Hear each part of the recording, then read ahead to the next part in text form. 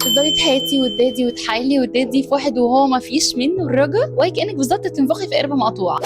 انا خدت 70 قلم من الدنيا عشان اتعلم ان ديل الكلب عمره ما يتعدل. ولو ما تعرفنيش بقى فانا منى سمير اللي هستجدع معاكي في شهر رمضان واديكي 30 قلم عشان ترسمي بيهم الخط الاحمر اللي ما ينفعش تعديه ولا الناس تعداه وهي بتتعامل معاكي في 30 يوم شهر رمضان. وده القلم التاسع.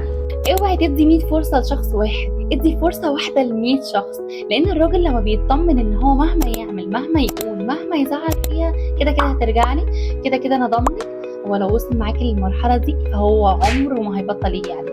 انما لو عارف انه مع واحدة هي عارفة كويس هي عايزة ايه، واحدة رسمة الستاندرد بتاعتها وعارفاها من A to Z، واحدة عندها شخصية وعارفة ايه الحاجات اللي هتقبلها وايه الحاجات اللي عمرها ما هتقبلها، واحدة لو حصل غلط هو عمره ما هيتكرر التاني. فكده انت طلعتي واحد بيحبك وبيحترمك وبيحافظ على مشاعرك وبيخاف على زعلك، واهم حاجة انه خايف انه يخسرك. فاوعي تعملي فورة لو